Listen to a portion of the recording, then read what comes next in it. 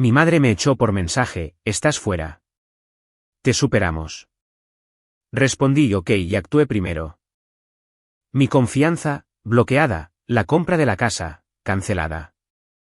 A la mañana siguiente, 46 llamadas perdidas y un abogado anunciando, tenemos un problema serio. Me reí a carcajadas y contesté. Estás fuera. No vuelvas. Seguiremos adelante sin ti. Esa fue la voz de mi madre. Plana, ensayada, definitiva, en un mensaje de voz que dejó a las 9:47 de un martes por la noche. Sin discusión previa, sin advertencia, solo una grabación de 31 segundos que borraba 27 años de ser la hija que pagaba cada factura, cubría cada emergencia y nunca decía que no. Lo escuché 2 veces. Luego le envié un mensaje de texto con una sola palabra, ok. Lo que mi familia no sabía era que ok no era rendición. Era una autorización, la mía propia, para mí, para dejar de ser su red de seguridad. En 72 horas, el fideicomiso familiar estaba congelado. El trato de la casa estaba cancelado y su abogado me estaba dejando mensajes que no tenía ninguna intención de devolver. 46 llamadas perdidas por la mañana y un mensaje de texto de su abogado que decía, tenemos un problema serio. Me eché a reír a carcajadas y respondí. Mi nombre es Viviana. Tengo 27 años. Ahora, déjenme llevarlos de vuelta a ese martes por la tarde de octubre.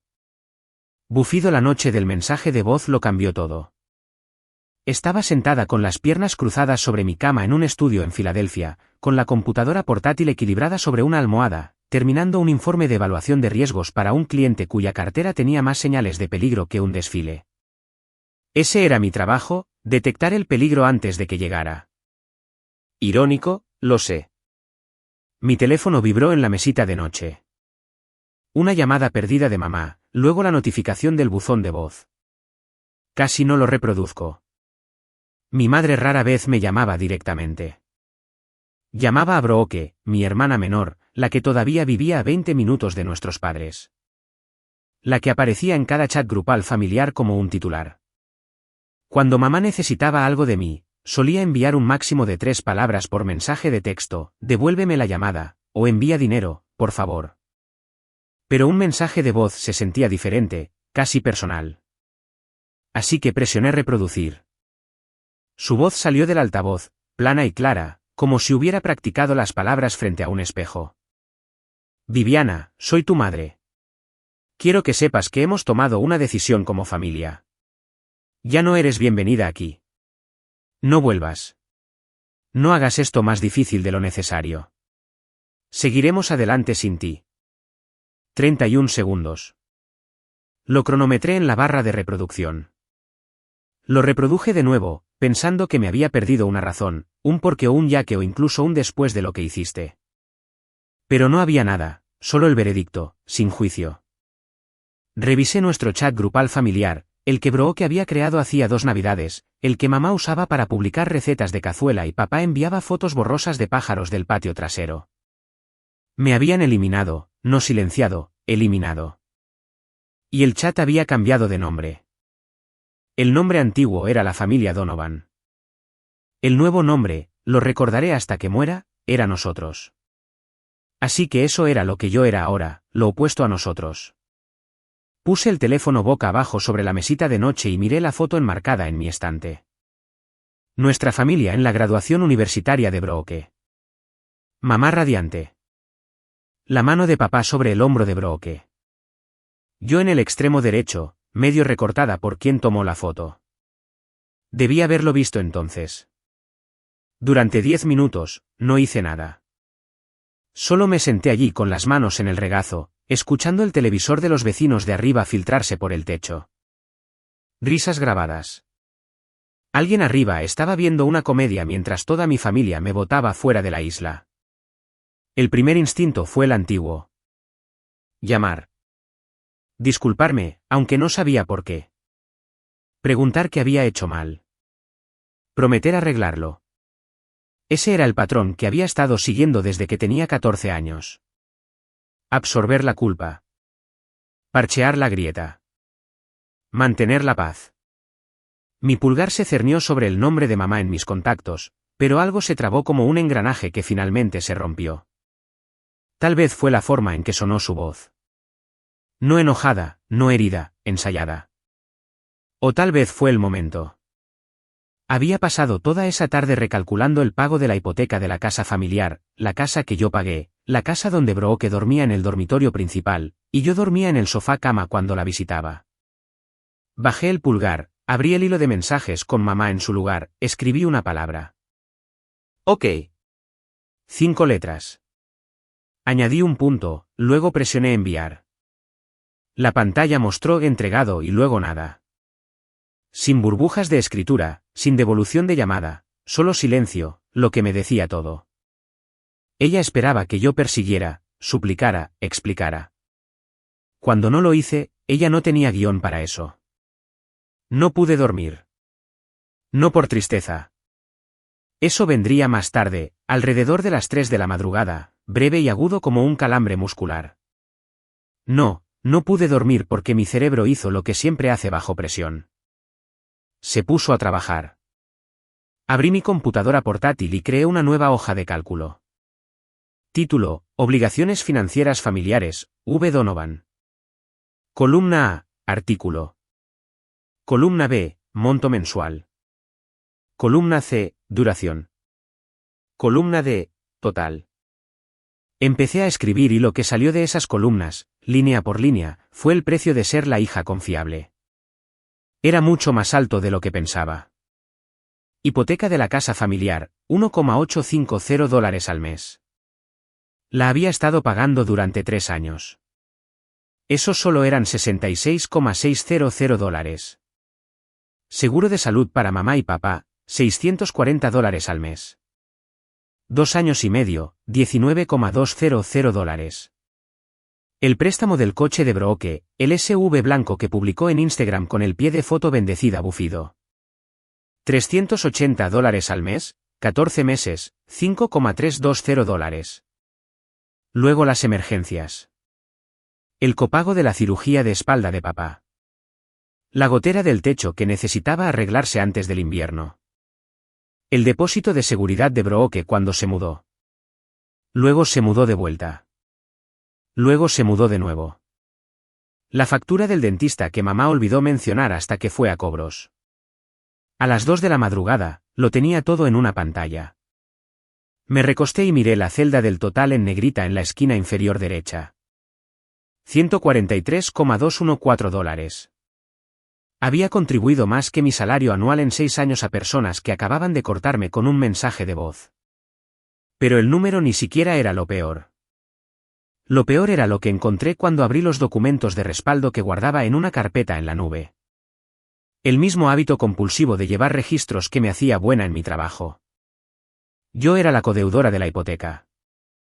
Mi nombre estaba en la escritura como copropietaria. Yo era la única fiduciaria del fondo fiduciario de mi abuela. $86,000 que ella dejó para la educación y las necesidades médicas de la familia, administrados por mí porque la abuela dijo que yo era la única en quien confiaba con el dinero. Cada hilo financiero crítico que mantenía unida la vida de mi familia pasaba por mi nombre. Me dijeron que me fuera, pero olvidaron que yo era el cimiento. Pulsé imprimir. La pequeña impresora de escritorio zumbó en el apartamento oscuro, escupiendo página tras página de recibos, estados de cuenta y contratos. Todavía no estaba enojada. Eso vendría. Por ahora, solo estaba despierta. Por primera vez en años, completamente despierta. La mañana llegó gris y fría. Octubre en Filadelfia, el tipo de cielo que parece un techo. Me preparé café en modo automático, abrí mi computadora portátil e inicié sesión en la cuenta corriente conjunta. Esta era la cuenta del hogar que había configurado hace 2 años para agilizar el pago de facturas, hipoteca, servicios públicos, seguro, todo saliendo de un solo lugar. Mi dinero entraba. Los gastos de todos los demás salían. El panel de control se cargó y lo noté de inmediato. El correo electrónico de contacto en la cuenta había sido cambiado.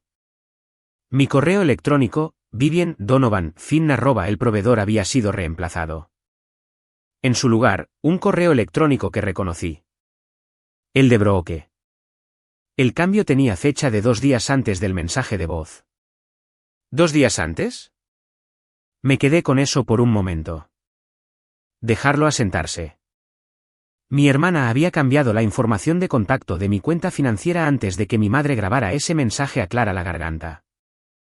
El mensaje de voz no fue un arrebato emocional. Fue un paso programado. Seguí buscando. En mi bandeja de entrada, enterrada entre correos electrónicos de trabajo, encontré una notificación reenviada de la compañía de títulos que manejaba la casa.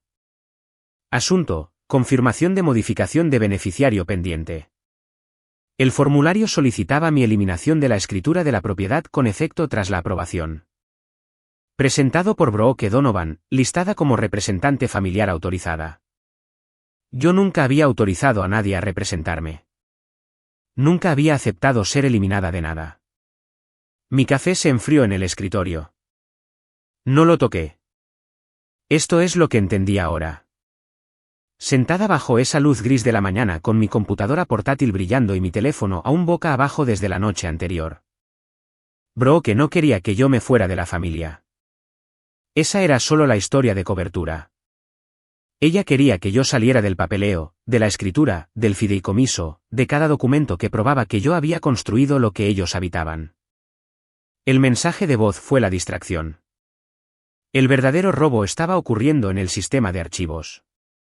Y hay una cosa que necesitan saber sobre mí. Trabajo en análisis de riesgos. Detecto patrones de fraude para ganarme la vida. Mi hermana acaba de hacer la peor apuesta de su vida. Para entender lo que pasó después, necesitan entender dónde comenzó. No el mensaje de voz. Ese fue el final. El comienzo fue más tranquilo. El comienzo fue una cocina. Tenía 14 años. Brooke tenía 10. El receso de verano acababa de comenzar y nuestros padres nos sentaron a la mesa del comedor para explicarnos el plan. Brooke iría a un campamento de arte. 4 semanas, $300. Yo me quedaría en casa y la cuidaría por las mañanas antes de que comenzara el campamento y después de que regresara, prepararía el almuerzo, haría la colada, me aseguraría de que la casa no se incendiara mientras mamá y papá trabajaban. Pedí ir al campamento de matemáticas. Había un programa en el colegio comunitario gratuito para estudiantes con calificaciones calificadas. Yo calificaba. Mamá negó con la cabeza. Alguien tiene que estar aquí para tu hermana. Pero es gratis, dije. Viviana, eres la mayor. ¿Entiendes? Entendí. Entendí que Brooke se quedaba con los veranos y yo con las responsabilidades. Que mis calificaciones no eran motivo de orgullo. Eran un pronóstico de ingresos futuros. Cuando obtuve el honor roll ese otoño, el único comentario de mamá fue: bien. Sigue así. Uno de ustedes tiene que ganar dinero de verdad algún día. No uno estoy orgullosa de ti. No un te lo mereces. Solo un serás útil más tarde. Y cuando Brooke reprobó sus exámenes finales de 6º grado ese mismo año, toda la casa se unió. Papá la llevó a tomar un helado. Mamá se sentó con ella durante 1 hora acariciándole el pelo, diciendo: eres más que una puntuación de examen, cariño. Yo estaba en la habitación de al lado. Escuché cada palabra. Nadie me dijo algo así. No porque estuviera fallando, sino porque nunca necesité consuelo. Yo era la fuerte, la estable, la que podía manejarlo. Mamá me lo dijo una vez directamente. Una llamada telefónica. Primer año de universidad. Había mencionado sentirme abrumada. Ella dijo: tú eres la fuerte, Viviana. Brooke me necesita más. 7 palabras. Las cargué como un ladrillo en el pecho durante una década. Mi primer cheque de pago real llegó un viernes de junio, el verano después de graduarme. 21 años, préstamos estudiantiles ya acumulando intereses, salario inicial en una empresa de consultoría de tamaño mediano que esperaba semanas de 60 horas. Me sentí orgullosa durante unas 4 horas. Mamá llamó esa noche. Papá se había lastimado la espalda en el trabajo, no era elegible para compensación laboral porque técnicamente era subcontratista. factura del hospital, $2,000. ¿Podría ayudar? Lo envié esa noche. No dudé. 3 semanas después, Brooke necesitaba un depósito de seguridad para su primer apartamento, $1,200. Tenía 17 años, a punto de cumplir 18, yendo a la escuela de cosmetología. Le pregunté a mamá con cuidado, ¿tiene Brooke algún ahorro? El silencio al otro lado fue un arma. Ella es tu hermana menor, Vivian. Recién está comenzando. ¿Cómo puedes siquiera preguntar eso? Envié los $1,200. Mi propia deuda estudiantil, $38,000, permaneció intacta. Nadie preguntó al respecto. Nadie ofreció. Ni siquiera era un tema. La suposición era simple. Vivian está bien. Vivian se encarga de las cosas. Vivian no necesita ayuda porque Vivian nunca pide ayuda. Ese primer año después de la universidad, envié a casa cerca de $14,000. No en una suma global, en cortes. Unos cientos por aquí, 1000 por allá, siempre urgente. Siempre. Solo esta vez. Solo esta vez se convirtió en cada mes. Nunca dijeron gracias. No me refiero a que se les olvidó una vez. Me refiero a que las palabras nunca se pronunciaron. Ni por mensaje de texto. Ni por teléfono. Ni en acción de gracias cuando volé a casa en una aerolínea de bajo costo y cené en la mesa que había reconstruido financieramente. Mi cumpleaños ese año. Mamá lo olvidó. Publicó una foto retrospectiva de Brooke en Facebook esa misma semana. El cumpleaños de Brooke, 2 meses después. Fiesta en la casa. Me pidieron que ordenara el pastel y pagara por él. El último mes de ese año, comí ramen durante 9 días seguidos porque mi cuenta corriente estaba vacía. No se lo dije a nadie porque si lo hubiera hecho, mamá habría dicho que estaba siendo dramática, y yo le creí. Esa es la parte que más duele. 3 años antes del mensaje de voz, mamá llamó con lo que describió como una oportunidad familiar. Ella y papá querían comprar una casa, una de 3 habitaciones fuera de la ciudad, un vecindario más tranquilo, mejores escuelas cercanas para cuando llegaran los nietos. Lo dijo como un sueño que se habían ganado. La realidad era más simple. Su crédito estaba destruido. La deuda médica de papá, un pago atrasado del coche de hace años, un aviso de cobro que mamá había ignorado hasta que se convirtió en una sentencia. Ningún prestamista los tocaría. Así que mamá me preguntó, solo CEO firma, Viviana. Tu crédito es perfecto. La casa estará a mi nombre, pero tú estarás en el préstamo y en la escritura. Es la casa familiar. Algún día será de ustedes dos. Dije que sí. No contraté a un abogado. No pedí un acuerdo por escrito más allá del papeleo de la hipoteca en sí. Porque la voz en mi cabeza, la que mamá había instalado, decía, la familia no necesita contratos. Si pides uno, no confías en nosotros. Y si no confías en nosotros, no eres familia. Así que firmé como codeudora en la hipoteca, copropietaria en la escritura, aunque mamá figuraba como propietaria principal, y a partir de ese mes, el pago de $1,850 salió de mi cuenta como un reloj. Brooke se mudó de inmediato, tomó la habitación más grande, la decoró, publicó fotos, dulce hogar. Cuando la visité, lo que no era frecuente porque estaba trabajando horas extras para cubrir los pagos, dormía en el sofá cama del estudio. Pagué por una casa donde dormía en un sofá. Aproximadamente 6 meses antes del mensaje de voz, escuché algo durante una llamada familiar. La voz de mamá al fondo hablando con Brooke. Ella no sabía que yo todavía estaba conectada. Dijo, una vez que refinanciemos, podemos sacar algo de capital. No te preocupes por Viviana. Yo me encargo de ella. Encargarme de ella como una partida de gastos, como un problema. No dije nada. Me dije a mí misma que había escuchado mal, pero mis manos temblaban cuando colgué el teléfono, y la hoja de cálculo en la que estaba trabajando se desenfocó frente a mí. Mi abuela, la madre de mamá, murió hace 4 años. Cáncer de pulmón, rápido y cruel. Pasó del diagnóstico al funeral en 11 semanas. Pero la abuela estuvo lúcida hasta el final. 2 meses antes de fallecer, actualizó su fideicomiso. $86,000 reservados para los gastos educativos y médicos de la familia. Y nombró a un fiduciario para administrarlo. A mí, no a mamá. No a Brooke. A mí. Recuerdo que el abogado lo leyó y la cara de mamá se puso rígida. No discutió. No entonces. No frente al abogado. Pero más tarde en el coche, dijo, tu abuela no entendía cómo funcionan las cosas. Ese dinero debería ser administrado por la familia junta. Yo soy la familia, mamá. No respondió. El fideicomiso permaneció en silencio durante 3 años. Luego Brooke vino a buscar.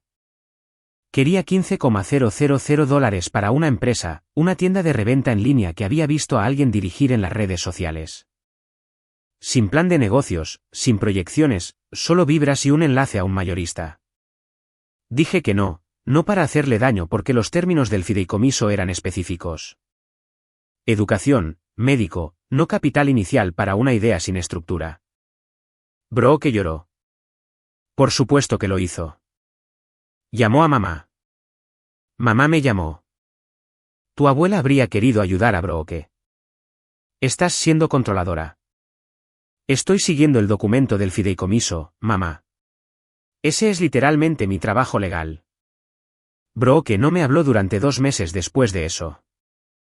Y durante esos 2 meses, me enteré por un primo que Brooke le había estado diciendo a la familia extendida que yo estaba acaparando el dinero de la abuela y probablemente gastándolo en mí misma. Nunca corregí el registro. Estaba demasiado cansada de luchar contra fantasmas. Pero aquí está la parte que importaba. La parte que no me di cuenta de que se convertiría en un arma. 2 meses antes del mensaje de voz, Brooke me llamó. Dijo que quería aclarar las cosas. Su voz era cálida, casi dulce. De hermana, de una manera que no había sido en años. Hablamos durante 40 minutos y en un momento su guardia bajó. O tal vez simplemente se descuidó. Y lo dijo, honestamente, Viv, solo necesito que te retires del fideicomiso y de la escritura. Entonces todo será más simple para todos. Lo dijo como si fuera razonable, como si pedirme que me hiciera a un lado de mi propia vida fuera un favor que debería querer hacer. Lo que ella no sabía, lo que no podía haber sabido, era que yo había estado grabando la llamada. No para atraparla. Grabo llamadas importantes como hábito profesional. Mi aplicación marca cualquier llamada de más de 10 minutos con un contacto familiar y graba automáticamente con un tono de divulgación al principio. Brooke no lo escuchó o no le importó. Guardé ese archivo en 3 lugares. Nube, USB, un correo electrónico para mí con el asunto por si acaso. Acostada en la cama esa noche, seguía dando vueltas a una pregunta. ¿Por qué Brooke me necesitaba fuera tan desesperadamente? Crecimos en la misma casa. Yo le preparaba el almuerzo cuando mamá trabajaba hasta tarde. Yo firmé su primer coche. Y de alguna manera me convertí en el enemigo en una historia que ella escribió sin decírmelo. Todavía no lo entiendo del todo. Tal vez ustedes sí. Si alguna vez han sido el confiable que fue recompensado con traición, ¿por qué creen que lo hacen? Dejen su opinión en los comentarios. El miércoles por la mañana, 2 días después del mensaje de voz, entré a la oficina luciendo como si hubiera dormido dentro de una trituradora de papel. Marcus Webb se dio cuenta antes de que llegara a mi escritorio. Era superior a mí por 7 años, un contador público certificado con una voz tranquila y el tipo de presencia constante que hacía que los clientes se sintieran seguros entregándole sus números más feos. Habíamos trabajado en una docena de auditorías juntos. No era del tipo que pregunta, pero esa mañana preguntó. Había ido a la sala de descanso por café y cuando regresé, Marcus estaba de pie junto a mi escritorio, no sentado, de pie como si algo lo hubiera detenido a mitad de paso. La pantalla de mi computadora portátil seguía abierta. La hoja de cálculo seguía visible. Obligaciones financieras familiares.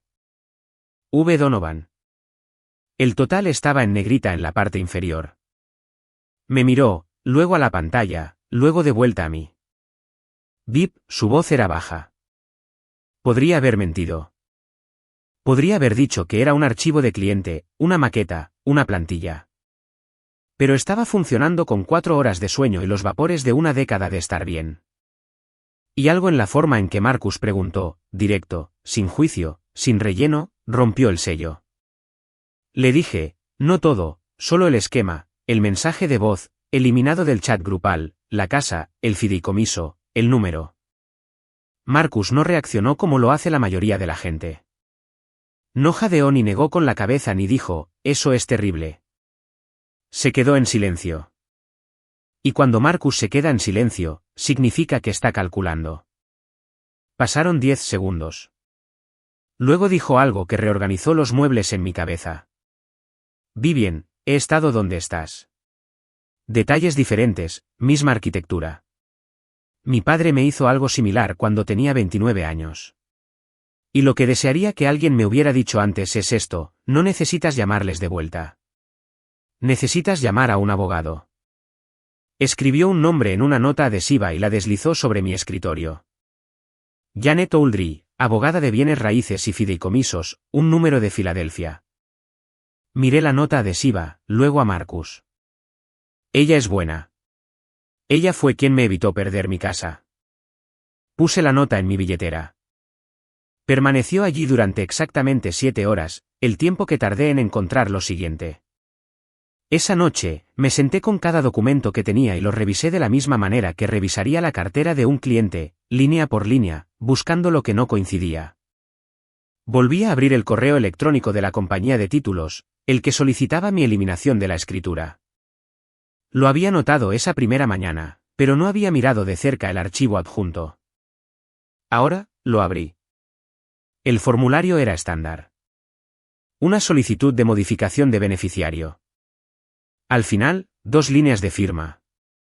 Una para Donna Donovan, propietaria principal. Una para Vivien Donovan, copropietaria. Ambas líneas estaban firmadas. Hice zoom en mi firma, y mi estómago se puso frío. Estaba cerca. Alguien había estudiado mi letra. La inclinación era correcta. El tamaño era correcto. Incluso la pequeña cola que dejo en la N de Vivian estaba allí. Pero la O en Donovan estaba mal. Escribo mi O mayúscula con un bucle abierto. Un hábito de años de firmar documentos financieros rápidamente. Esta O estaba cerrada, sellada. Algo pequeño, el tipo de cosa que solo yo notaría. Pero noté que alguien había falsificado mi firma para eliminarme de la escritura de una propiedad por la que había pagado más de $66,000. Revisé los detalles de envío en el formulario. Enviado electrónicamente por Brooke Donovan, representante familiar autorizada. Fecha de envío, 3 días antes del mensaje de voz. 3 días antes de que me sentara en mi silla y dejara que la línea de tiempo se construyera sola. Primero, Brooke envió el documento falsificado para eliminarme de la escritura. Luego cambió el correo electrónico de contacto en la cuenta conjunta. Luego, solo entonces, mamá envió el mensaje de voz. Esto no fue una familia desmoronándose en el calor del momento. Esto fue una secuencia, un plan. Paso 1, paso 2, paso 3. Mi eliminación del papeleo primero, luego mi eliminación de la familia para que no estuviera mirando los documentos mientras me echaban por la puerta. Mi hermana no solo me traicionó. Dirigió un plan de proyecto. Y en mi línea de trabajo, un plan de proyecto deja un rastro. Llamé a Janet Oldry a la mañana siguiente. Su asistente me comunicó en menos de 3 minutos una vez que mencioné las palabras firma falsificada y modificación de título pendiente. La oficina de Janet estaba en una casa adosada convertida cerca de Rittenhouse Square, estanterías de piso a techo, un escritorio de vidrio que reflejaba las luces superiores y una silla tan firme que parecía diseñada para mantener a los clientes concentrados. Me ofreció agua. Rechacé. No quería estar cómoda. Quería respuestas. Puse la carpeta sobre su escritorio. Todo. Contrato de hipoteca, escritura. el formulario de modificación falsificado con ambas firmas, el correo electrónico de la compañía de títulos, la hoja de cálculo, $143,000 detallados, y la notificación bancaria que mostraba que Brooke había cambiado el correo electrónico de contacto de la cuenta conjunta.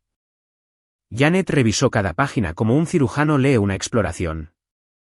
Lenta, sin expresión, gafas a medio bajar por la nariz. Colocó la firma falsificada junto a mi firma real del contrato de hipoteca original y estudió las dos una al lado de la otra. Luego se quitó las gafas y me miró. Señorita Donovan, tiene dos problemas y una ventaja. Tocó el formulario falsificado. Problema 1. Alguien cometió un fraude usando su identidad. La discrepancia de la firma por sí sola podría respaldar una reclamación de falsificación. Tocó el correo electrónico de la compañía de títulos. Problema 2. Hay una refinanciación pendiente en una propiedad de la que usted es copropietaria sin su conocimiento o consentimiento. Ambas son serias. Hizo una pausa. Su ventaja es sencilla. Usted es la codeudora. Usted es la copropietaria. Usted es la única fiduciaria de un fideicomiso familiar. Nada, ni la refinanciación, ni el cambio de título, ni un solo dólar de ese fideicomiso se mueve sin su firma real. Y su firma real es lo único que no pudieron obtener.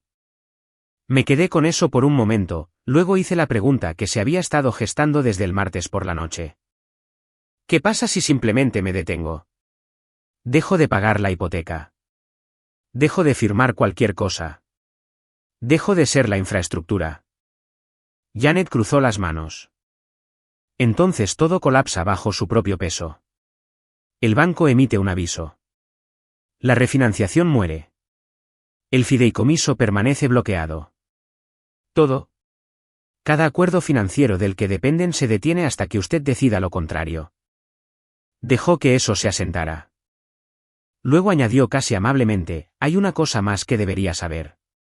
Una firma falsificada en una modificación de escritura no es solo un asunto civil. En Pensilvania, eso puede ser acusado como un delito grave. No estoy diciendo que necesite llegar a ese punto, pero debe saber que podría. Mi silla de repente se sintió mucho menos incómoda. Esa noche, de vuelta en mi apartamento, abrí la aplicación de grabación en mi teléfono. No había escuchado la llamada de Brooke desde la noche en que sucedió, hace 2 meses. En ese momento, la había archivado bajo molesta pero inofensiva, solo Brooke siendo Brooke, tratando de conseguir lo que quería con una voz suave y una pregunta indirecta. Ahora, con todo lo que sabía, sonaba completamente diferente. Me puse los auriculares y presioné reproducir. La voz de Brooke llenó mi cabeza, cálida e informal, como se pone cuando quiere algo pero aún no lo ha pedido. Solo digo, Viv, siempre estás tan ocupada. Tienes tu carrera, tu apartamento, toda tu vida allá arriba. ¿No sería más fácil si simplemente te hicieras a un lado un poco? Deja que mamá se encargue de las cosas del fideicomiso y de la casa. Honestamente, si tu nombre no estuviera en eso, no tendrías que preocuparte por los pagos nunca más. Eso sería un alivio, ¿verdad? Recordé haber pensado en ese momento que ella estaba siendo torpe pero no maliciosa. Solo Brooke tratando de simplificar su mundo. Luego vino la línea en el minuto 32 de la grabación. Solo necesito que te retires del fideicomiso y de la escritura. Hice una pausa, rebobiné, la reproduje de nuevo. Solo necesito que te retires del fideicomiso y de la escritura. Necesito, no quiero, no sería bueno si. Ella me había dicho exactamente lo que iba a hacer. Lo había dicho en voz alta en un teléfono que estaba grabando después de que un tono de aviso de la aplicación ella ignoró o no escuchó. Y luego, cuando no me ofrecía desaparecer, ella falsificó mi nombre y le dio a mamá el aviso de desalojo disfrazado de decisión familiar. Guardé el archivo de nuevo. Nube, USB, correo electrónico para mí. 3 copias. Porque en mi familia, la verdad tiene la costumbre de desaparecer. No sabía cuándo lo usaría o cómo. Pero sabía esto. Esa grabación era la única carta que Brooke no sabía que yo tenía. Y iba a esperar la mesa exactamente correcta para jugarla. Viernes por la tarde, oficina de Janet. Me senté frente a ella con un bloc de notas que había llenado por ambos lados. Ella tenía uno a juego. Repasemos esto, dijo. Paso a paso lo que puedes hacer, lo que está dentro de tus derechos y cuáles serán las consecuencias para ellos y para ti. Paso 1. Notificar al banco que el formulario de modificación de escritura fue enviado con una firma falsificada. Janet enviaría una carta formal con evidencia de respaldo. Mi firma real del contrato de hipoteca original frente a la falsa en la modificación. El banco estaría legalmente obligado a congelar la transacción de refinanciación pendiente mientras se realiza la investigación. Paso 2. Como fiduciaria única del fideicomiso de la abuela, tenía plena autoridad para congelar todas las distribuciones. No se necesitaba orden judicial, ni aprobación de ningún familiar, una firma mía, una llamada telefónica a la institución gestora del fideicomiso, y $86,000 quedan bloqueados. Paso 3. Detener los pagos automáticos de la hipoteca. Yo era la codeudora, no la prestataria principal. Donna era la principal. Si dejaba de pagar, la obligación revertía enteramente a ella, y su puntaje crediticio no podría soportar el préstamo por sí solo. El banco emitiría un aviso formal dentro de los 30 días. Si no podía ponerse al día o refinanciar de forma independiente, comenzaría el reloj de la ejecución hipotecaria. Paso 4. Janet envía una carta de cese y desistimiento en mi nombre, notificando a la familia que me retiro de todas las obligaciones financieras compartidas con efecto inmediato. Escuché cada paso, asentí a cada uno, luego hice la pregunta que mi instinto no me dejaba ir. ¿Qué pasa si simplemente me detengo? Janet no parpadeó. Vivien, te dijeron que te fueras. Te vas. No les estás quitando la casa. Te estás retirando de un préstamo que no pueden mantener sin ti. Si eso causa un colapso, la estructura nunca fue sólida. Tomé el bolígrafo y firmé la carta de autorización. El bolígrafo se sintió más pesado de lo que debería haber sido. No porque dudara de la decisión, sino porque sabía que una vez que esa tinta se secara, no habría vuelta atrás. Sin una resolución tranquila, sin una llamada telefónica nocturna que volviera a poner todo en el cajón. Este fue el sonido de un puente que no quemé. Simplemente dejé de ser el puente. El lunes por la mañana, fui al banco que administraba el fideicomiso de la abuela durante mi hora de almuerzo. La sucursal estaba tranquila. Algunos clientes en las ventanillas de los cajeros, música suave que no pude identificar, el zumbido de las luces fluorescentes. Me senté con un oficial de fideicomisos llamado Dan, un hombre agradable con una corbata azul y un bolígrafo. Hacía clic nerviosamente cuando hablaba. Presenté mi documentación de fiduciaria, identificación con foto, el instrumento de fideicomiso original, una carta de Janet confirmando mi estado legal. Dan lo revisó todo, haciendo clic en su bolígrafo exactamente 14 veces. Luego levantó la vista. Señorita Donovan, usted es la única fiduciaria de esta cuenta. Sin otros signatarios, sin CEO fiduciarios, sin beneficiarios secundarios con autoridad de retiro. Clic. ¿Qué le gustaría hacer? Me gustaría poner un congelamiento total en todas las distribuciones de este fideicomiso con efecto inmediato. Sin retiros, sin transferencias, sin desembolsos hasta que yo los autorice por escrito. Parpadeó. ¿Alguna razón en particular? Tengo preocupaciones sobre posible acceso no autorizado. Me gustaría realizar una revisión de toda la actividad antes de permitir cualquier movimiento futuro. Ese era el lenguaje que él entendía. Tecleó durante 2 minutos, imprimió un formulario, lo deslizó sobre el escritorio. Lo firmé. $86,000. Bloqueados. Dan dijo, recibirá un correo electrónico de confirmación en 1 hora. Nadie más podrá acceder a estos fondos sin su autorización por escrito y una liberación notariada. Gracias, Dan. Salía el sol de octubre. El aire era frío. Las hojas estaban cambiando. Me detuve en la acera por un momento y sentí algo que no esperaba.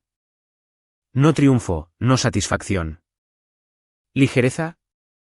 Como dejar una maleta que no me había dado cuenta de que había estado cargando en cada puerta durante 4 años. Este fue el paso 1. El fideicomiso estaba seguro. El dinero de la abuela estaba a salvo. Pero el verdadero terremoto aún estaba por venir. Porque cuando Brooke intentara acceder a esa cuenta, y lo haría, estaba segura de ello. Chocaría contra un muro que no podría encantar, llorar o falsificar para pasar, y ese muro tendría mi nombre. El martes, el asistente de Janet envió 3 correos electrónicos antes del mediodía. El primero fue al prestamista hipotecario, un aviso formal de fraude de firma en el formulario de modificación de escritura, acompañado de una comparación lado a lado de mi firma real y la falsificada, más mi declaración jurada confirmando que nunca había autorizado el cambio. La carta de Janet solicitaba una retención inmediata de todas las transacciones pendientes relacionadas con la propiedad hasta que el banco completara su revisión interna. El segundo correo electrónico fue al mismo prestamista, notificándoles que yo, como codeudora, rescindía mi autorización de pago automático a partir del próximo ciclo de facturación. La carta citaba mi derecho legal a cesar los pagos voluntarios de un préstamo donde el prestatario principal, Donna Donovan, había iniciado modificaciones no autorizadas sin mi consentimiento. El tercer correo electrónico fue directamente a la familia Donovan a través de cualquier correo electrónico que Donna tuviera registrado como un cese y desistimiento formal. Declaraba en un lenguaje legal claro que Vivian Donovan se retiraba de todas las obligaciones financieras compartidas, que no se realizarían más pagos de la hipoteca, el seguro o cualquier otro gasto conjunto, y que todas las comunicaciones futuras debían dirigirse a Janet Oldry. Abogada en ejercicio. 3 correos electrónicos, 12 archivos adjuntos entre ellos, 3 clics en el botón de enviar. A las 4 de la tarde de esa tarde, el prestamista hipotecario había respondido. La transacción de refinanciación fue congelada pendiente de una investigación de fraude. La modificación de la escritura fue marcada. No se procesarían cambios en el título de propiedad hasta nuevo aviso. Me senté en mi coche en el garaje después del trabajo. Motor apagado, manos en el volante. Estaban temblando, no por miedo. Por el extraño vértigo de hacer algo irreversible. En 48 a 72 horas, esas cartas llegarían. Mamá se enteraría de que el pago de la hipoteca no se realizó. La refinanciación estaba muerta. El fideicomiso estaba bloqueado. El aviso de cancelación del seguro llegaría dentro de 30 días. Cada red de seguridad que había construido debajo de ellos. Cada amenaza invisible de dinero y firmas y confiabilidad se había ido. No cortada. Simplemente liberada. Como soltar una cuerda cuando la persona del otro lado te dice que ya no te necesita. Encendí la llave, salí del garaje, conduje a casa a través del tráfico de Filadelfia con las ventanillas bajadas, el aire frío llenando el coche, y esperé a que mi teléfono comenzara a sonar. No tardaría mucho. Tardó exactamente 51 horas. Estaba en mi escritorio el jueves por la mañana revisando el informe de exposición de un cliente cuando mi teléfono comenzó a vibrar. No la vibración educada y única de un mensaje de texto, el pulso largo e insistente de una llamada, luego otra, luego otra. No miré de inmediato, terminé mi párrafo, guardé el archivo y luego puse el teléfono boca abajo. 19 llamadas perdidas de mamá, 8 de papá, 14 de Brooke, 5 de un número que no reconocí, 46 en total. Los mensajes de texto estaban apilados como ladrillos. Mamá, Vivian, llámame ahora mismo. Mamá, esto no es un juego. Mamá, algo pasó con el banco y tienes que arreglarlo. Brooke. Viv, ¿qué hiciste? Brooke. Viv, la refinanciación está congelada. Dijeron que tu abogado envió algo. Viv, llámame ahora. Papá, cariño, por favor devuelve la llamada. Tu madre está muy alterada. Papá, tenemos que hablar sobre la situación de la casa. Y luego el que me hizo dejar mi café y leerlo 2 veces. Un correo electrónico del número desconocido. Membrete profesional. Gregory Pratt, abogado en ejercicio, en representación de Donna Donovan. Estimada señorita Donovan, represento a su madre, Donna Donovan, con respecto a la propiedad residencial en dirección. Ha llegado a nuestro conocimiento que se han tomado varias acciones financieras que impactan directamente los intereses de nuestros clientes. Nos gustaría organizar una conversación inmediata para discutir la resolución. Por favor, responda a su conveniencia. Y al final, casi como una idea tardía, tenemos un problema serio. Lo leí una vez más. Luego me recosté en mi silla y me reí. No una risa amarga, no una risa de villana, solo el sonido sobresaltado e involuntario de una mujer que había pasado 6 años respondiendo cada llamada al primer toque, y que acababa de ver 46 llamadas ir al buzón de voz. 46. Ese número sigue sonando en mi cabeza porque recuerdo haber pensado que era aproximadamente uno por cada $3,000 que les di. Qué rápido te mueves sin ti se convierte en devuélveme la llamada inmediatamente.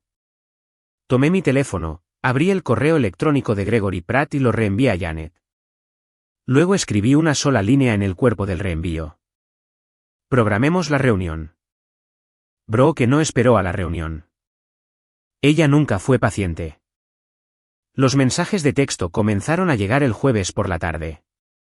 Uno tras otro, espaciados lo suficiente como para sugerir que estaba caminando mientras escribía. Vip, no sé qué le dijiste al banco, pero tienes que deshacer esto. Mamá se está desmoronando. Luego, 12 minutos después, esto no se trata de ti y de mí, ¿de acuerdo? Se trata de la familia. Estás poniendo a mamá y a papá en un lugar muy peligroso ahora mismo. 20 minutos después, nunca quise que esto llegara tan lejos. ¿Sabes eso? Solo estábamos molestos. La gente dice cosas cuando está molesta. Y el remate, el que ella debió pensar que era su as, estás siendo muy, muy egoísta ahora, Vivien. Increíblemente egoísta. Me senté en el mostrador de mi cocina y leí cada mensaje cuidadosamente. No porque necesitara entenderlos. Los entendí perfectamente. Los leí porque quería catalogar el patrón una vez más antes de dejar de participar en él para siempre. Mensaje 1, desviar. Hacer que se trate de lo que yo hice, no de lo que ella hizo. Mensaje 2, invocar el escudo familiar. Armar a mamá y a papá para provocar mi culpa. Mensaje 3, minimizar, reescribir el mensaje de voz como un error de un momento de acaloramiento. Borrar la firma falsificada, el correo electrónico cambiado, el plan de 3 pasos. Mensaje 4, la etiqueta. ¿Egoísta? La palabra que supe que había estado evitando desde que tenía 14 años. 4 mensajes, 0 disculpas, ninguna mención del mensaje de voz, ninguna mención de la firma falsificada, ninguna mención de la modificación de la escritura que presentó bajo mi nombre sin mi consentimiento. Mismo guión, solo más fuerte ahora que las apuestas eran reales. Escribí un solo mensaje, haz que tu abogado se ponga en contacto con el mío. Y adjunté la tarjeta de presentación de Janet como archivo de contacto. 30 segundos de silencio. Luego desaparecieron y reaparecieron 3 puntos grises. ¿Estás hablando en serio ahora? Cerré la aplicación, puse el teléfono en el mostrador, con la pantalla hacia abajo, y luego un último mensaje de Brooke. Lo vi en el banner de notificación antes de silenciar el hilo. Bien, pero no me culpes por lo que pase después. Casi sonreí porque esa frase, no me culpes por lo que pase después, fue lo más honesto que Brooke había dicho en años. Ella ya estaba planeando su próximo movimiento y quería una cobertura por adelantado. La diferencia ahora era que yo también estaba planeando, y mis planes venían con documentación. Viernes por la noche, estaba preparando la cena, pasta, nada elegante, algo para ocupar mis manos. Cuando sonó mi teléfono, el número de papá. Contesté porque la última vez que papá llamó 2 veces en una semana fue cuando fue a la sala de emergencias, memoria muscular. La hija responsable contestando la llamada responsable, pero no era papá. Vivien Marie Donovan. La voz de mamá. Nombre completo, el tono que usa cuando quiere que te sientas de 11 años otra vez. No sé qué te ha pasado, pero estás destruyendo a esta familia. Tu padre no ha dormido en 3 días. El banco envió una carta sobre la hipoteca. La compañía de seguros dice que nuestra cobertura está terminando. Y ahora Brooke me dice que te escondes detrás de un abogado como si fuéramos extraños. Bajé el fuego abajo. Mamá, me enviaste un mensaje de voz diciéndome que no regresara. Estoy haciendo lo que pediste. Eso fue porque estaba molesta. ¿Sabes cómo me pongo? Pero esto de congelar cuentas, de tener pagos, esto es tú siendo vengativa a propósito. Dejé de pagar por cosas que ya no son mías. Me dijiste que no soy familia. Si no soy familia, no soy financieramente responsable de la familia. Silencio. 2 latidos. 3. Luego, después de todo lo que sacrifiqué por ti, después de todos los años que invertí en criarte, ¿así es como me pagas? Ahí estaba. El guión. El mismo chantaje emocional que me había mantenido emitiendo cheques durante 6 años. Yo me sacrifico. Tú debes. El libro de contabilidad familiar eterno donde mi lado siempre estaba en números rojos. Mamá, no estoy pagando nada de vuelta. Dejé de pagar. Eso es diferente. Su aliento se agudizó. ¿Te arrepentirás de esto, Vivien? Te lo digo, mirarás hacia atrás en este momento y te sentirás avergonzada. Quizás. Pero si me siento avergonzada, será por mis propias razones, no porque tú me lo dijiste. Colgué. Puse el teléfono junto a la estufa. Mis manos estaban temblando. El agua de la pasta se estaba hirviendo a fuego lento, silbando en el quemador. No estaba llorando. O si lo estaba, no era por culpa. Era por el tipo de duelo que llega cuando te das cuenta de que la persona en la que sigues esperando que se convierta tu madre no existe. Nunca existió. Y ningún pago de hipoteca iba a construirla. Apagué el quemador. Ya no tenía hambre. Pero noté algo. De pie en esa cocina silenciosa con el vapor curvándose a mi alrededor. Donna no había mencionado la firma falsificada. Ni una sola vez. O no sabía lo que Brooke había hecho o sabía y decidió que no importaba. No estaba segura de que era peor. Sábado por la mañana. Mi teléfono se convirtió en un tablón de anuncios de personas con las que no había hablado en meses. La tía Ellen, la hermana menor de mamá, envió un mensaje de texto primero. Cariño, tu madre está fuera de sí. Sea cual sea este desacuerdo, ¿no pueden simplemente hablarlo? Ella dice que estás tratando de quitarles la casa. Luego el tío Robert, del lado de papá, escuchó algunas cosas a través de los rumores. Sabes que la familia es lo primero, ¿verdad? No dejes que el dinero arruine lo que importa. Luego un primo que conocí exactamente 2 veces. Hola Vivien, no estoy seguro de lo que está pasando, pero Brooke parece muy herida. Solo quería decir que probablemente deberías llamar a tu madre. Uno tras otro, toda la mañana, todos con las mismas huellas dactilares invisibles. Abrí Facebook. No había publicado nada en semanas, pero tenía un presentimiento. Y ahí estaba. La última actualización de estado de Brooke publicada a las 11 de la noche anterior. Cuando tu propia sangre te da la espalda por dinero, la familia nunca debería tratarse de transacciones. Algunas personas solo se preocupan por el control. Rezando por sanación. 47 me gusta, 22 comentarios, corazones y manos de oración, y mantente fuerte, cariño, de personas que no tenían idea de lo que realmente había sucedido. Un comentario de la tía Ellen. Te amamos, querida. La verdad siempre sale a la luz. Sí, pensé. ¿Lo hace? Mi pecho se tensó. El viejo reflejo se activó. La necesidad de explicar, de corregir, de publicar mi versión, de alinear los recibos y mostrarles a todos la hoja de cálculo y la firma falsificada y el mensaje de voz. Escribí 3 respuestas diferentes, borré las 3. Entonces recordé lo que Marcus me había dicho en el café 2 días antes cuando admití que estaba aterrorizada de ser la villana en la narrativa de Brooke. No luches contra la narrativa en su campo de juego, me había dicho, revolviendo su café sin mirar hacia arriba. Lleva la verdad a la habitación correcta. La habitación correcta, no Facebook, no un chat grupal, no una llamada telefónica donde mamá puede colgar cuando los hechos se vuelven incómodos. Una habitación con una mesa, con abogados, con documentos, donde llorar no anula la evidencia y el soy la víctima tiene que competir con las marcas de tiempo. Cerré Facebook, abrí mi correo electrónico, le escribí a Janet. Creo que es hora de la reunión. Todos cara a cara con todo lo que tenemos. Janet respondió en 11 minutos. De acuerdo. Coordinaré con Pratt. Viernes, mi oficina. 5 días. 5 días hasta que cada historia que Brooke había contado tuviera que sobrevivir a una mesa de conferencias.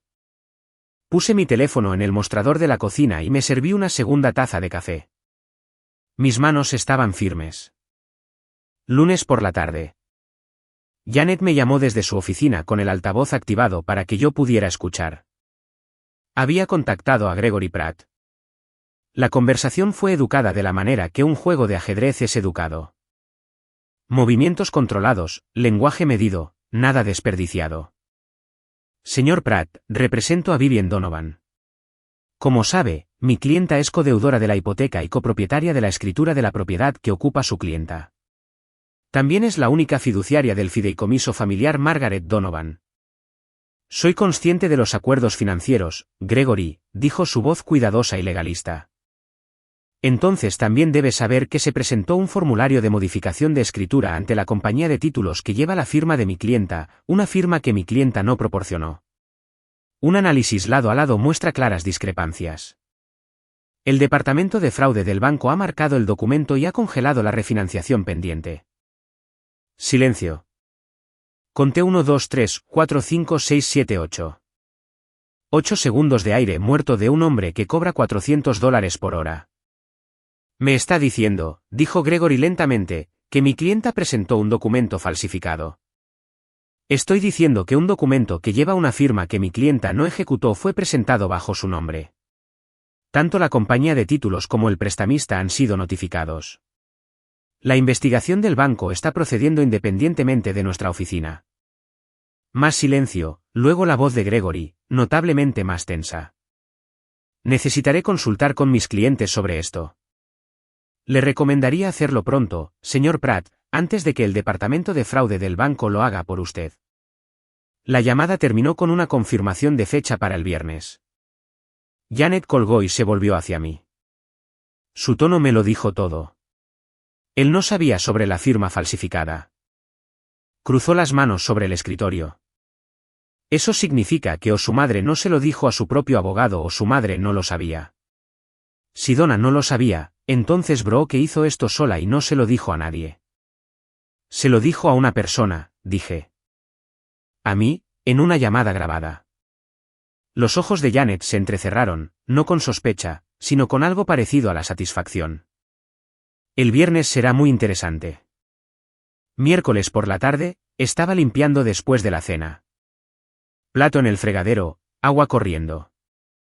Cuando sonó mi teléfono, papá, en realidad, papá, esta vez Vivian. Su voz era más delgada de lo habitual, como si alguien la hubiera estirado sobre demasiadas noches sin dormir. No enojado. No la autoridad ensayada que a veces tomaba prestada de mamá. Simplemente cansado. El tipo de cansancio que vive en los huesos. Hola, papá. Vivian, he estado queriendo llamar. El abogado. Nuestro abogado llamó hoy. Dijo que hay un problema con el papeleo de la casa. Algo sobre una firma que no coincide. Hizo una pausa. Dejé que la pausa se extendiera. El agua seguía corriendo en el fregadero. Dice que alguien pudo haber firmado tu nombre en un formulario. ¿Eso es correcto? ¿Tú? ¿Tú lo hiciste? Otra pausa. Pude oírlo respirar. ¿Sabes quién lo hizo? Deberías preguntarle a Brooke. La respiración se detuvo. Brooke. El formulario fue enviado a su nombre, papá. Representante familiar autorizado. Ella lo envió 3 días antes de que mamá me enviara ese mensaje de voz. Silencio, lo suficiente como para que comprobara si la llamada se había cortado. No se había cortado. El segundo contador seguía contando. ¿Estás segura de esto? Tengo los registros de envío. Mi abogado tiene la comparación de firmas. El banco lo ha marcado para investigación de fraude. Sí, papá. Estoy segura. Escuché algo a través del teléfono, una silla crujiendo como si se hubiera sentado bruscamente. O tal vez eran sus rodillas. Déjame hablar con tu madre sobre esto. Y ahí estaba. La frase que había dicho 100 veces a lo largo de mi vida. Déjame hablar con tu madre. La postergación eterna. El hombre que nunca llegó a tener su propia opinión antes de consultarla con Donna primero. Papá, no estoy pidiendo permiso. No te estoy pidiendo que lo arregles. Me hiciste una pregunta y te respondí.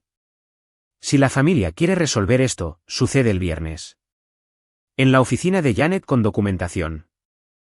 Vi bien, te amo, papá, pero ya terminé de pagar. Colgué. El agua del fregadero se había enfriado. Me sequé las manos y me quedé en la cocina durante mucho tiempo. Lo que me llamó la atención no fue el enojo. Fue algo más triste. El sonido de mi padre dándose cuenta a los 59 años de que la hija equivocada había estado diciendo la verdad todo el tiempo y que había pasado décadas eligiendo no comprobar. Jueves, la asistente de Janet envió la invitación formal a la oficina de Gregory Pratt, una reunión en la sala de conferencias de Janet el viernes a las 2 de la tarde. Asistentes: Vivian Donovan, Donna Donovan, Raymond Donovan, Brooke Donovan, Janet Oldry, Gregory Pratt. Janet y yo revisamos las reglas del juego juntas. Si iba a sentarme frente a toda mi familia por primera vez desde el mensaje de voz, necesitaba estructura, no emoción. ¿Estructura? Regla 1. Sin gritos. Si alguna de las partes elevaba la voz, la reunión se aplazaría de inmediato. Esta era una discusión profesional, no una discusión de mesa de cocina. Regla 2. Las afirmaciones requieren documentación. Cualquiera podía decir cualquier cosa, pero si querían que se tomara en serio, necesitaban papel para respaldarlo. Regla 3. Yo presentaría primero sin interrupciones, mi caso, mi línea de tiempo, mi evidencia, preguntas después. Gregory aceptó los 3 términos en 1 hora.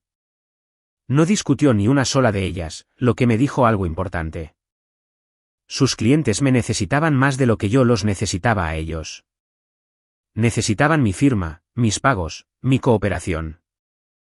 Sin eso, se enfrentaban a una refinanciación congelada, una póliza de seguro caducada, un fondo fiduciario bloqueado y una hipoteca que no podían mantener solos. Preparé mi carpeta como preparo una cartera de clientes, organizada, etiquetada, devastadora. Pestaña 1, la hoja de cálculo, $143,000. Pestaña 2, la firma falsificada lado a lado con la original. Pestaña 3, el rastro de correos electrónicos que mostraba los cambios no autorizados de Brooke en la cuenta conjunta. Pestaña 4, la línea de tiempo, modificación de escritura, cambio de correo electrónico, mensaje de voz, eliminación del chat grupal, todos fechados, todos documentados, y guardado dentro de la cubierta trasera en un pequeño sobre, una unidad USB con la grabación. No había decidido si reproducirla. Eso dependería de lo que sucediera en la sala, de si Brooke diría la verdad o si haría lo que siempre hacía. Marcus me envió un mensaje de texto esa noche. ¿Lista para mañana? Le devolví el mensaje. Carpetas empacadas. Manos firmes. Él respondió, no les debes una explicación. Ellos te deben una a ti. Ve a conseguirla. Puse la alarma a las 6 de la mañana. Preparé mi ropa. Bebí té de manzanilla, que odio porque alguien me dijo una vez que ayuda con los nervios. No lo hizo, pero la carpeta en mi mesita de noche sí. Viernes, 2 de la tarde. Sala de conferencias de Janet Oldry en el 3er piso de la casa adosada. Paredes de vidrio, una larga mesa de nogal, 6 sillas de cuero y una jarra de agua que nadie tocaría. Llegué 10 minutos antes, puse mi carpeta sobre la mesa, alineé los bordes. Janet se sentó a mi izquierda, computadora portátil abierta, bloc de notas listo. Ninguna de las dos habló. La habitación olía a tóner de impresora y al leve limón de lo que fuera que usara el equipo de limpieza. A la 1:58, la puerta se abrió. Mamá entró primero, blusa azul marino, barbilla en alto, bolso apretado contra sus costillas como un escudo. Me miró por exactamente un segundo, no a mi cara, sino a mi carpeta, luego se sentó en la silla del fondo sin decir una palabra. Luego entró papá. Polo gris, manos en los bolsillos. Me miró y algo cruzó su rostro. No del todo culpa, No del todo vergüenza, algo intermedio que no tenía nombre. Se sentó junto a mamá y cruzó las manos sobre la mesa, y luego Brooke. Ella entró última, lo cual fue deliberado. Llevaba un cardigan rosa suave sobre una camisa blanca. Sus ojos estaban rojos, recién frotados, tal vez realmente llorosos. Tal vez no. Su labio inferior temblaba ligeramente, algo que había estado perfeccionando desde la escuela primaria. Acercó su silla a la de mamá y alcanzó su mano debajo de la mesa. La actuación fue impecable. Si no conocieras el guión, pensarías que ella era la víctima en esta sala. Gregory Pratt entró detrás de ella, traje gris, apretón de manos firme con Janet. Un breve asentimiento hacia mí. Se sentó al final de la mesa, equidistante de ambos lados, lo que era técnicamente neutral e inútil en la práctica. Janet abrió. Gracias a todos por venir. Esta reunión existe para abordar los problemas financieros y legales que han surgido en las últimas semanas. La señorita Donovan presentará primero según lo acordado por ambos consejos. Abrí la carpeta, miré hacia arriba, hice contacto visual con mi madre por primera vez desde que un mensaje de voz intentó borrarme de la familia. Comenzaré, dije, con un número. Deslicé la hoja de cálculo hacia el centro de la mesa. 5 copias, una para cada persona, una para el registro. $143,214. Dejé que el número se quedara en el aire. Nadie se movió. Eso es lo que he contribuido a esta familia durante los últimos 6 años. Pagos de hipoteca de esta propiedad, $66,600. Seguro de salud para mamá y papá, $19,200. Préstamo del coche de Brooke, $5,320. Gastos de emergencia, cirugías, reparaciones de tejado, depósitos de seguridad, facturas dentales, el resto. Cada pago está documentado. Fechas, montos, registros de cuentas, todo está en esta hoja. Los ojos de mamá se movieron hacia abajo en la página. La observé escanear cada línea como se observa a alguien leer un informe médico que no esperaba. Esto es lo que dije. No como ayuda. No bajo contrato. Solo porque me lo pidieron y porque creí que eso era lo que significaba la familia. Mamá abrió la boca. Janet levantó un dedo, tranquila, firme. Señora Donovan, tendrá su turno. Saqué el segundo documento de la carpeta. 2 hojas una al lado de la otra. Las coloqué planas sobre la mesa y las giré para que todos pudieran leer. A la izquierda, mi firma del contrato de hipoteca original con fecha de hace 3 años. A la derecha, una firma enviada en un formulario de modificación de escritura que solicitaba mi eliminación del título de propiedad. Hice una pausa. Yo no firmé este formulario. No lo autoricé. No sabía que existía hasta que lo descubrí en mi correo electrónico después de ser eliminada de esta familia por mensaje de voz. Gregory Pratt se inclinó, estudiando las 2 firmas. Su mandíbula se tensó. El formulario fue enviado electrónicamente, continué, por Brooke Donovan, listada como representante familiar autorizada. 3 días antes del mensaje de voz. La habitación cambió. No un sonido. Más como un cambio barométrico. La mano de papá se movió a su frente. Gregory se reclinó lentamente en su silla. El agarre de Brooke en la mano de mamá se apretó. Y mamá miró las firmas, luego a mí. Y entonces, por primera vez desde que entró en esta sala, habló Brooke. ¿Qué es esto? Dije que alguien falsificó mi firma, dije. Para robar mi parte de una casa que pagué. No dije quién. No tuve que hacerlo. Cada ojo en la sala ya se había girado. Brooke soltó la mano de mamá. Eso no es. Eso es demente. Su voz subió. Vivien está haciendo lo que siempre hace. Está manipulando la situación. Se está haciendo la víctima porque no puede aceptar que nosotros. No levanté la voz. No tenía que hacerlo. Brooke, una palabra, plana, tranquila. Cortó su frase como una cuchilla a través del papel. Antes de que termines ese pensamiento, quiero que escuches algo. Metí la mano en la cubierta trasera de la carpeta, saqué la pequeña unidad USB y conecté el cursor al botón de reproducción. Esta es una grabación de una llamada telefónica entre tú y yo 2 meses antes del mensaje de voz. La llamada fue revelada al comienzo. Mi aplicación reproduce un tono de notificación audible.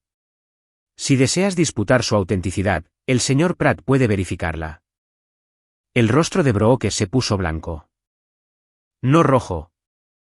Blanco. El tipo de blanco que ocurre cuando la sangre se retira de la superficie. Hice clic en reproducir. La habitación se llenó con la voz de Brooke. Cálida, informal, persuasiva. Solo necesito que te retires del fideicomiso y de la escritura. Entonces todo será más simple para todos. La grabación terminó. Nadie se movió. Miré a Donna. Estaba mirando el altavoz como si la hubiera golpeado físicamente. Sus labios estaban ligeramente entreabiertos. Sin palabras. Miré a papá. Tenía los ojos cerrados. Su mano todavía estaba en su frente. Miré a Gregory Pratt. Había puesto su bolígrafo sobre la mesa y cruzado las manos, la postura universal de un abogado que recalcula su posición. Y miré a Brooke. Ella estaba mirando a mamá, buscando el salvavidas que siempre había estado allí. La defensa inmediata, ella no lo decía en serio, el desvío instantáneo de la culpa hacia mí. Mamá no miró hacia atrás. 15 segundos de silencio. Los conté como se cuentan los segundos entre un relámpago y un trueno, esperando saber qué tan cerca estuvo el golpe. Fue lo más ruidoso que mi familia había estado. Luego Brooke se quebró. Eso está fuera de contexto. No lo quise decir así. Solo estaba hablando. Solo diciendo cosas. La gente dice cosas. La voz de Janet era firme como un bisturí. La grabación está fechada 2 meses antes de que se presentara un documento falsificado con la firma de la señorita Donovan para eliminarla de la escritura. El contexto, diría yo, es notablemente claro. Brooke se giró hacia mamá de nuevo. Su labio temblaba. ¿Real esta vez? O tal vez no. Ya no podía saberlo. Mamá. Mamá, tú me crees, ¿verdad? Ella está retorciendo todo. Ella siempre hace esto. Donna Donovan no miró a su hija menor. Estaba mirando la hoja de cálculo, la columna etiquetada como total, el número al final que representaba 6 años de la vida de su hija mayor convertidos en dólares y centavos pagados sin un solo agradecimiento. No dijo nada. Y en ese silencio preciso y devastador, algo cambió en la sala que nunca podría volver a cambiar. Cerré la carpeta. Lentamente. El sonido de la cubierta encontrándose con la contraportada fue el único ruido en la sala. Donna se volvió hacia mí. Su voz era diferente ahora, más pequeña. Vivien, no sabía lo de la firma. Te lo juro, no lo sabía. Creo que no sabías lo de la firma, mamá. Ella exhaló. Pero sabías cuando grabaste ese mensaje de voz. Sabías cuando me eliminaste del chat grupal. Sabías cada vez que Brooke te contaba una historia sobre mí. Y nunca una vez llamaste para preguntar si era verdad. Bufido, elegiste una versión que te resultaba cómoda. Y yo pagué el precio por ello. En dólares, en años, en cada festivo en el que me senté al final de la mesa y me dije a mí misma que estaba bien. La barbilla de Donna cayó. No un asentimiento. Más como si algo dentro de ella cediera una fracción. Me puse de pie. Esto es lo que pasa ahora. Mantuve la voz pareja. Profesional. La forma en que entrego una evaluación de riesgos a un cliente cuando los números son malos y no hay forma suave de decirlo. El fideicomiso será transferido a una firma de gestión profesional. Renuncio como fiduciaria, pero se aplicarán los términos que estableció la abuela. Solo educación y médico. Sin excepciones. Miré la mesa. Me retiro como codeudora de la hipoteca. Tienen 60 días para encontrar financiación alternativa o tomar una decisión sobre la propiedad. No haré otro pago. Miré a Gregory Pratt. Con respecto a la firma falsificada, no presentaré una denuncia penal esta vez, pero cada documento, cada grabación, cada comunicación ha sido preservada y está en poder de mi abogado. Miré a Brooke. Estaba mirando la mesa, el cardigan apretado a su alrededor. La actuación de ojos rojos finalmente colapsó en algo real, o al menos algo más cercano a ello. Brooke, no te odio, pero no confío en ti, y no tengo que hacerlo. Recogí mi carpeta, asentí una vez a Janet, caminé hacia la puerta. La voz de papá se quebró y bajó. «¿Vi bien?» Me detuve con la mano en el pomo, no me di la vuelta. 60 días, papá. Úsenlos bien. La puerta se cerró de golpe detrás de mí. Mis tacones resonaron por el pasillo, firmes, incluso sin prisas. No miré hacia atrás. No porque estuviera enojada, sino porque no había nada detrás de mí que no hubiera dicho ya. Caminando hacia mi coche después, me pregunté si debería haberlo manejado de manera diferente, haber sido más suave, darles más tiempo. Intentar una llamada telefónica más antes de retirarlo todo. Parte de mí todavía quería creer que una conversación podría haber arreglado esto. Pero cada conversación durante 6 años había terminado de la misma manera, yo disculpándome por la mentira de otra persona. ¿Le habrían dado otra oportunidad? ¿O habrían salido de esa sala de la misma manera que yo? Díganmelo. Realmente quiero saberlo. 72 horas después de la reunión, las piezas cayeron exactamente donde la gravedad dijo que lo harían. ¿La casa? Sin mí como codeudora, la refinanciación de la familia estaba permanentemente muerta. El banco envió un aviso formal.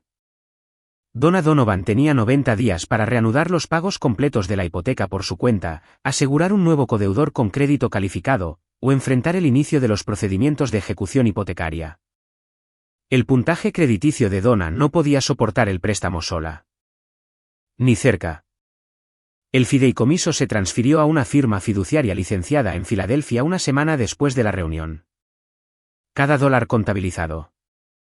Cada retiro ahora sujeto a revisión por terceros contra los términos originales de la abuela. Brooke no podía encantar, llorar o falsificar su camino hacia una pizca de ello. El seguro, mi aviso de cancelación, entró en vigor en el día 30. La cobertura de salud de mamá y papá expiró un miércoles.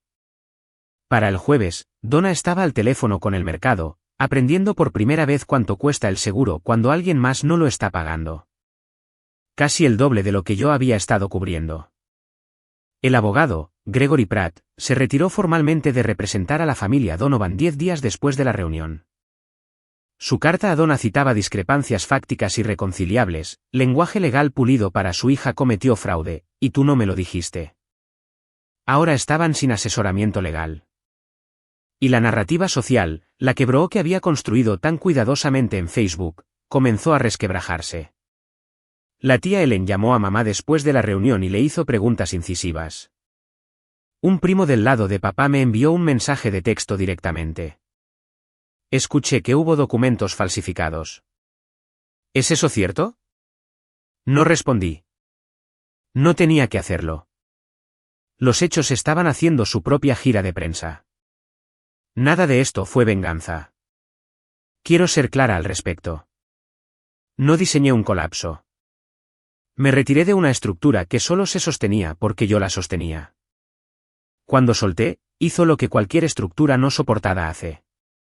Se dobló. No porque la empujé, porque nunca fue construida para sostenerse por sí misma.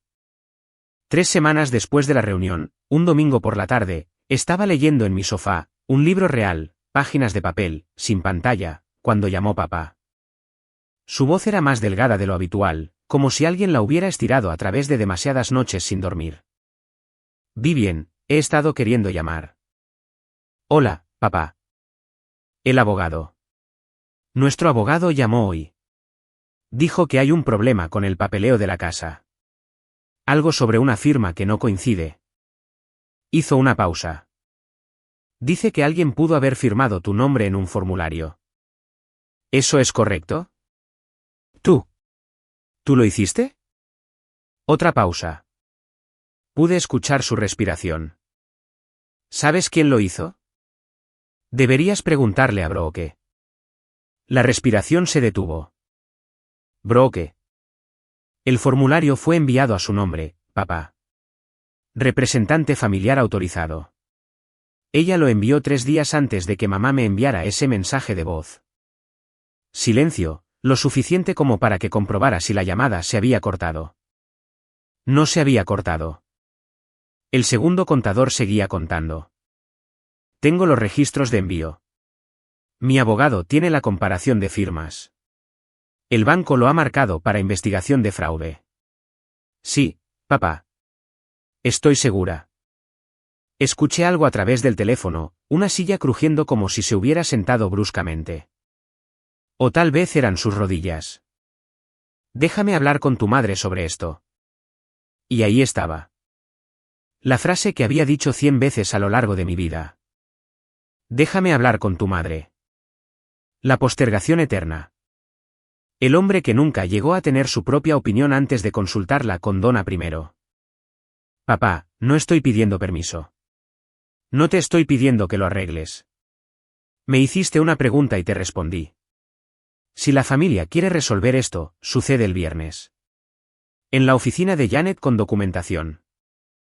Vivien, te amo, papá, pero ya terminé de pagar. Colgué. El agua del fregadero se había enfriado. Me sequé las manos y me quedé en la cocina durante mucho tiempo. Lo que me llamó la atención no fue el enojo. Fue algo más triste. El sonido de mi padre dándose cuenta a los 59 años de que la hija equivocada había estado diciendo la verdad todo el tiempo y que había pasado décadas eligiendo no comprobar. 3 meses después, las hojas se habían ido. La primera helada había llegado y se había ido. Filadelfia estaba haciendo lo que Filadelfia hace en enero. Fría, gris, obstinadamente viva. Estaba sentada en una cafetería cerca de mi oficina un sábado por la mañana, computadora portátil abierta, pero inactiva, observando a la gente a través de la ventana, un sábado normal, poco destacable. Y ese era el punto. Por primera vez en mi vida adulta, poco destacable se sentía como un lujo. El dinero de la hipoteca, $1,850 al mes, iba a mi cuenta de ahorros.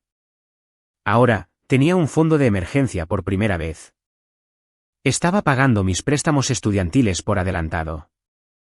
Había reservado un vuelo a Portland para un largo fin de semana en febrero solo porque quería ver el océano.